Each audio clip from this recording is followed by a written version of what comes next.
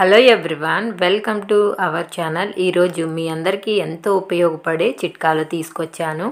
డబ్బుతో ఖర్చు కాకుండా పనులయ్యే టిప్స్, అలాగే మన శ్రమని బాధని తగ్గించే కొన్ని చిట్కాలు అయితే తీసుకొచ్చాను. అవేంటో ఇప్పుడు చూసేద్దాము. ఈరోజు మొదటి టిప్ అండి. మనము బ్యాటరీ తీయడానికి రిమోట్లో చాలా కష్టపడుతూ ఉంటామండి. ఒక్కొక్కసారి అది రాదనమాట.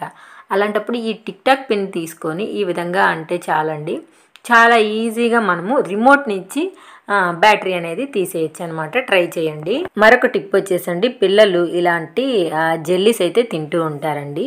ఈ జెల్లీ పైన ఈ పేపర్ని తీయడానికి కొంచెం కష్టపడాలన్నమాట.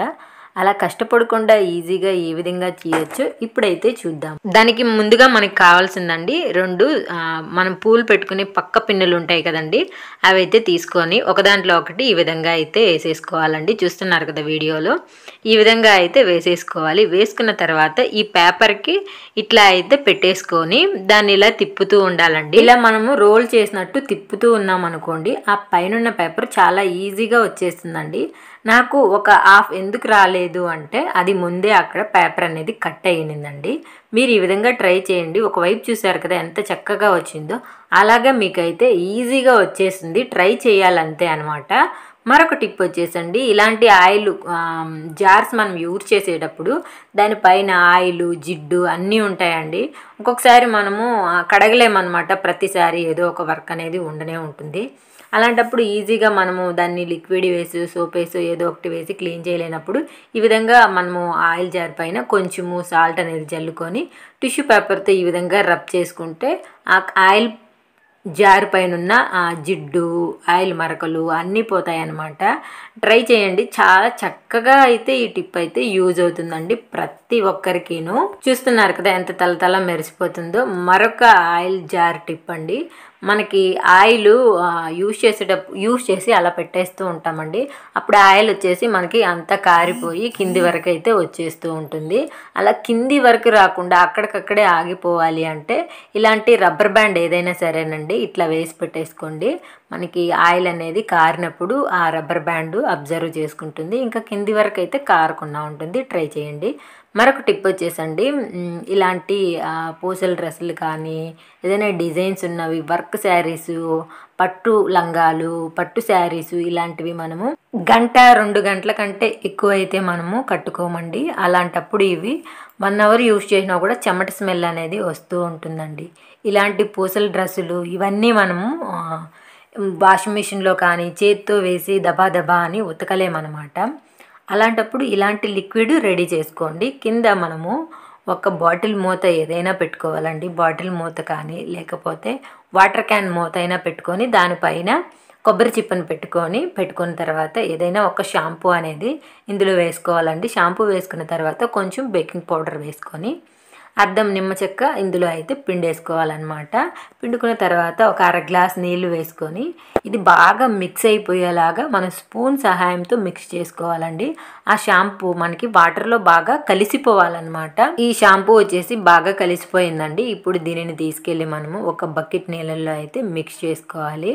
ఒక బకెట్ నీళ్ళల్లో మిక్స్ చేసుకున్న తర్వాత మనము ఏ బట్టల్ని వాష్ చేయాలో అవన్నీ మనము ఈ నీళ్ళల్లో అయితే పెట్టేసుకోవాలండి. ఒక 10 నిమిషాలు పెట్టేసుకొని మళ్ళీ వేరే నీళ్ళతో తేల తీసుకొని ఆరేసుకుంటే ఆ బట్టల్లో ఉన్న బ్యాడ్ స్మెల్ అంతా పోతుందన్నమాట. మనము ఎక్కువసేపులు కట్టుకోం కాబట్టి అంత ఎక్కువ మురికి పట్టే అంత అయితే ఉండదండి. ఆ బ్యాడ్ స్మెల్ పోయి మనకి మంచి సువాసన అయితే వస్తుందన్నమాట ఈ విధంగా చేయడం వల్ల. ఇలాంటి బట్టలు కానీ మనం వాషింగ్ మిషన్కి వేసామనుకోండి, ఇంకా ఇవి మనకి మసిగుడ్డకే పనికొస్తాయి అన్నమాట. అలా వేయకుండా ఈ విధంగా ట్రై చేయండి. చాలా అంటే చాలా బాగా యూజ్ అవుతుంది. ఒక 20 మినిట్స్ నీళ్ళల్లో పెట్టేసి మళ్ళీ నీళ్ళు తీసేసి ఆరేస్తే మనకి ఫ్రెష్గా ఉంటాయి. ట్రై చేయండి. మరొక టిప్ వచ్చేసండి, ఇలాంటి వాటర్ బాటిల్స్ మన ఇంట్లో ఎన్నో ఉంటాయి, కానీ ఇది మనకి యూజ్ అవ్వదని పడేస్తూ కూడా ఉంటామన్నమాట. ప్లాస్టిక్ కొనే వాళ్ళకి కూడా ఇచ్చేస్తూ ఉంటాము. అలా చేయకుండా వాటర్ బాటిల్ని ఈ విధంగా మనమైతే కట్ చేసుకోవాలండి. పైన మూతి కట్ చేసుకొని దాని తర్వాత ఇట్లా చాకుతో ఇలా అలా అనండి. ఆ చాకు వేడి ఉండడం వల్ల ఆ బాటిల్ మనకి కట్ చేసినప్పుడు ఇలా గుచ్చుకుంటూ ఉంటుంది కదండి, అలా గుచ్చుకోకుండా సాఫ్ట్గా అనేది అవుతుంది. అప్పుడు మంచి షేప్ కూడా ఉంటుంది. ఈ కింద భాగాన్ని మనం ఇప్పుడు తెల్లగడ్డలు వేసుకొని దంచుకోవడానికైతే యూజ్ అవుతుందండి. చాలా చక్కగా యూజ్ అవుతుంది, చూస్తున్నారు కదా. ఈ కింద భాగంలో అయితే నేను తెల్లగడ్డలు వేసి ఒక చపాతీ కర్రతో అయితే దంచేసుకుంటున్నాను. మన ఇంట్లో ప్రతిసారి మనకి ఇంట్లో కరెంట్ ఉండాలని లేదు కదండి. అలాంటప్పుడు మన ఇంట్లో రోళ్ళు కూడా ఉండవు, ఇలా కూడా యూజ్ చేసుకోవచ్చు అనమాట. పై భాగాన్ని బాటిల్ పై భాగానికి అటు ఇటు మనము 2 హోల్స్ అయితే పెట్టుకోవాలండి. హోల్స్ పెట్టుకున్న తర్వాత ఒక దారాన్ని అయితే తీసుకొని ఆ హోల్స్లో ఈ విధంగా ముడి అనేది వేసుకోవాలన్నమాట. 2 సైడ్లు చూస్తున్నారు కదా. నేనైతే ముడి లోపల వైపు వచ్చేలాగా ఆ ముడి అనేది వేసుకుంటున్నానండి. ఇది మనకి హ్యాంగింగ్ లాగా వస్తుందండి, చిన్న బుజ్జి హ్యాంగింగ్ లాగా ఉంటుందన్నమాట. ఇది మనకి ఎందుకు యూజ్ అవుతుందో కూడా చూద్దాము. చాలా అంటే చాలా బాగా యూజ్ అవుతుంది, చూస్తున్నారు కదా ఎంత క్యూట్గా ఉందో ఇది. దీన్ని మనము ఇంట్లో మనము పాత్రలు కడిగే స్టీల్ నార, అలాగే పీచు ఇవన్నీ ఉంటాయి కదండి. ఇవి వేసి పెట్టుకున్నాం అనుకోండి, అందులో ఉన్న నీళ్ళన్నీ ఆ మూతలోకి వచ్చేస్తాయి. మనము మూత అయినా తీసేయచ్చు, లేకపోతే ఆ మూతకు హోల్ అయినా పెట్టుకోవచ్చు. ఇలా పెట్టడం వల్ల ఆ పీచులో ఉన్న నీళ్ళన్నీ కారి కిందకు వచ్చేస్తాయండి. మనం అలా ఫ్లోర్ పైన వేసి పెట్టేసామనుకోండి, అందులో బ్యాక్టీరియా ఇలాంటివి అన్నీ చేరుకుంటాయి. ఈ విధంగా చేస్తే మనకి పీచ్ అనేది డ్రై కూడా తొందరగా అయిపోతుంది అన్నమాట. ట్రై చేయండి, యూజ్ అవుతుంది. మరొక టిప్ వచ్చేసండి, ఒక్కొక్కసారి మనము ఇలాంటి చిన్న రోటిలో అల్లం వెల్లుల్లి ఇలాంటివి దంచుతాము, అలాగే జీలకర్ర మిరియాలు ఇవన్నీ దంచినప్పుడు అది ఆ స్మెల్ అనేది వస్తూనే ఉంటుందండి. అది మళ్ళీ మనం ఏదైనా స్వీటు ఏదైనా దంచుకోవాలి, స్వీట్ చేసుకున్నప్పుడు ఏదైనా దంచుకోవాలి ఇలాచీ అన్నప్పుడు ఆ ఇలాచీ కూడా ఈ జీలకర్ర స్మెల్ అల్లం స్మెల్లే వస్తుందన్నమాట.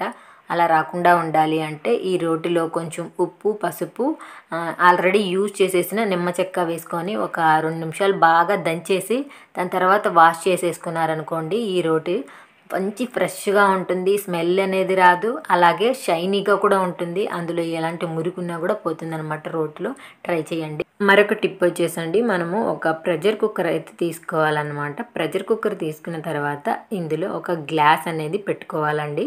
ఈ గ్లాస్ని ఈ విధంగా ఉల్టా పెట్టేసుకోవాలన్నమాట.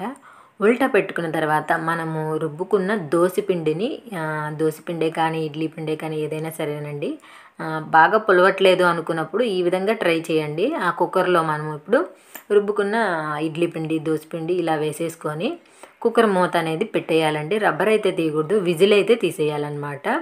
ఈ విధంగా తీసేసి మూత పెట్టేసుకొని దాని తర్వాత ఏదైనా ఒక క్లాత్ అలా ఈ కుక్కర్ పైన వేసేసాం అనుకోండి, పిండి అనేది చాలా పర్ఫెక్ట్గా పొంగుతుంది. అలాగే మనకి ఇడ్లీలు కూడా చాలా అంటే చాలా బాగా వస్తాయి. ఎక్కువ పులవదు, తక్కువ పులవదు, పర్ఫెక్ట్గా ఉంటుంది అనమాట పిండి. ట్రై చేయండి. చలికాలంలో పిండి పులవలేదు అనుకుంటే కూడా ఇలా ట్రై చేయొచ్చు అనమాట. మరొక టిప్ అండి, ఎప్పుడైనా సరే మనం మార్కెట్ నుంచి కవర్లు తీసుకొచ్చినప్పుడు ఇలా ఎంత తీసినా కూడా రావండి. మనము ఒక్కొక్కసారి ఎంత స్ట్రాంగ్గా తీసినా కూడా అవి రావు. అలాంటప్పుడు సైడ్స్ ఉంటాయి చూసారండి, సైడ్స్ ఈ విధంగా ఓపెన్గానే ఉంటుంది. దాన్ని ఇలా అని మనం అలా అంటే చాలు, మధ్యలో కూడా మనకి ఓపెన్ అయిపోతుంది అనమాట. కవర్ వచ్చేసి మనం ఎక్కువ శ్రమ అయితే పడాల్సిన అవసరం లేదు. ట్రై చేయండి, యూజ్ అవుతుంది. మరొక టిప్ వచ్చేసండి, నెయిల్స్ మనం కట్ చేసుకునేటప్పుడు ఆ నెయిల్స్ ఎక్కడంటే అక్కడ పడిపోతూ ఉంటాయండి. అలా పడకుండా ఒకే చోటు ఉండి ఆ నెయిల్స్నన్నీ కలెక్ట్ చేసి డస్ట్బిన్లో వేయాలి అనుకుంటే ఈ విధంగా మనము నెయిల్ కట్టర్కి అటు సైడు ఇటు సైడు టేప్ వేసి అతికియాలండి. అతికిచ్చేసి దాని తర్వాత మనము నెయిల్స్ అనేది కట్ చేసుకున్నాం అనుకోండి, ఆ నెయిల్స్ జంప్ చేసి ఎక్కడికో వెళ్ళిపోకుండా పైన మనము టేప్ వేసేసాం కదండి, లోపలికి వెళ్ళిపోతాయి. లేకపోతే ఆ టేపుకి అతుక్కొని ఉంటాయి అన్నమాట. జంప్ చేసే అవకాశం అయితే ఉండదు. నేను కట్ చేసుకున్న తర్వాత మీకు నెయిల్స్ అనేది చూపిస్తున్నాను చూడండి, అక్కడికి టేప్కి అతుక్కొని ఉంది. దాని తర్వాత ఏమో లోపలికి వెళ్ళిపోయి ఉన్నాయన్నమాట నెయిల్స్, చూస్తున్నారు కదా. బాగా యూజ్ అవుతుంది ఈ టిప్, ట్రై చేయండి మీరు. మరొక టిప్ వచ్చేసండి, ఏదైనా సరే ఒక ఓల్డ్ పిల్లో క్లాత్ అయితే తీసుకోవాలన్నమాట. తీసుకున్న తర్వాత ఒక హ్యాంగర్ తీసుకొని ఆ హ్యాంగర్ని ఈ విధంగా అయితే మనము పిల్లోకి పెట్టేసుకోవాలండి. అటు ఇటు పిల్లో లోపల ఈ విధంగా హ్యాంగర్ని పెట్టుకునేయాలి. పెట్టుకున్న తర్వాత ఇప్పుడు ఈ పిల్లోనైతే మనము ఈ విధంగా వీడియోలో చూపిస్తున్నట్టుగా మడుచుకొని పై భాగం వరకు అయితే తీసుకురావాలండి. చూస్తున్నారు కదా వీడియోలో, ఇట్లా లోపలికి పెట్టేసేయాలన్నమాట పిల్లో కవరు. ఇలా మొత్తం పెట్టేసుకున్న తర్వాత ఇప్పుడైతేనండి ఒక దారం తీసుకొని, ఒక దారం కాదండి 3 దారాలు తీసుకోండి. అటొకటి ఇటొకటి మధ్యలో ఒకటి, ఆ 3 దారాలు ఈ విధంగా ఈ క్లాత్ ఈ హ్యాంగర్కి టైట్గా ఉండేలాగా అయితే మనము కట్టేసుకోవాలన్నమాట. నేనైతే కట్టేశానండి, చూడండి వీడియోలో.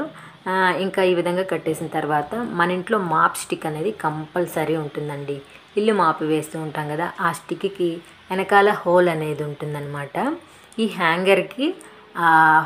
హ్యాంగర్ తీసుకెళ్ళి ఆ హోల్లో మనము పెట్టేయాలండి. అర్థమైంది కదా, వీడియోలో కూడా మనకి క్లియర్గా ఉందన్నమాట.